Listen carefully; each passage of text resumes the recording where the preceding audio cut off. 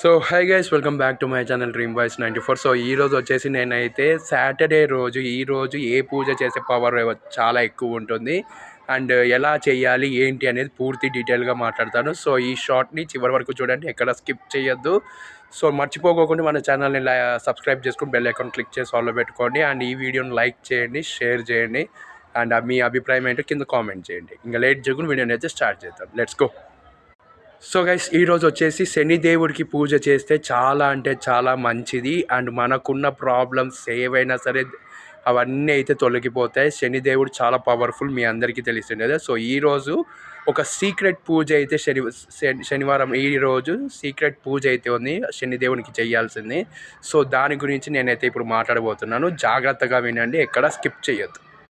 ఈ శనివారం వచ్చేసి శనిదేవుడికి చాలా అంటే చాలా ఇంపార్టెంట్ డే ఇది. సో ఈరోజు మనము ఈ శనివారం శనిదేవుడికి అంకితమైతే చేయబడింది, శక్తివంతమైన రోజు ఇది. ఈరోజు మనము ఆ సీక్రెట్ పూజని చేసినట్టయితే మన కర్మ ఫలాలను పూర్తిగా తగ్గించేసి మనకి సుఖ సంతోషాలు శాంతిని అయితే మనకు ప్రసాదిస్తుంది. సో గైస్, ఉదయము మనమైతే బ్రహ్మముహూర్తంలో లేచి మనమైతే తల స్నానం అయితే చేయాల్సి ఉంటుంది. ఆ తర్వాత వచ్చేసి మనమైతే ఇండ్లంతా శుభ్రం చేసుకోవాలి, దేవుని రూమ్ అయితే శుభ్రం చేసుకోవాలి. సో ఈరోజు వచ్చేసి మనమైతే బ్లాక్ లేదా డార్క్ బ్లూ డ్రెస్సులు అయితే వేసుకోవాలి. మనం ఈరోజు వేసుకొని మనమైతే పూజని మొదలు పెట్టాల్సి ఉంటుంది. పూజలో కూర్చోవాలంటే నల్లని వస్త్రాలు లేదా నీలిరంగు వస్త్రాలు అయితే వేసుకోవాల్సిన అవసరం అయితే చాలా ఉంది.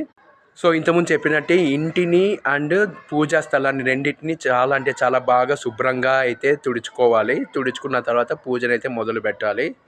సో ఆ తర్వాత వచ్చేసి మనమైతే శనిదేవుడి ఫోటో అన్నా లేకపోతే విగ్రహం అన్నా మనమైతే ప్రతిష్ఠించిన తర్వాత ఆ సీక్రెట్ పూజని మనసులో తలుచుకుంటూ మనమైతే దేవుని ప్రార్థిస్తూ మనమైతే శక్తివంతమైన పూజని చివరి వరకు సక్సెస్ఫుల్గా కంప్లీట్ అయితే చేయాల్సిన అవసరం 1000% అయితే ఉంది. శనిదేవుని మంత్రం జపించుకుంటూ మనం ఈ పూజని స్టార్ట్ చేసి ఎండింగ్ వరకు అలాగే జపిస్తూ స్టార్ట్ చేసి మనం ఎండ్ చేసాము అంటే, పూజని కంప్లీట్ చేసామంటే మనకి కర్మఫలాలను తొలగించి మనకైతే మంచి రోజులనైతే శనిదేవుడు ఇవ్వడం అయితే జరుగుతుంది. సో గైస్, మనమైతే దేవుని ముందర నువ్వుల నూనెతో దీపం వెలిగించాలి. ఇది మాత్రం మర్చిపోద్దని 1000% అయితే నువ్వుల నూనెతో దీపం అయితే వెలిగించండి.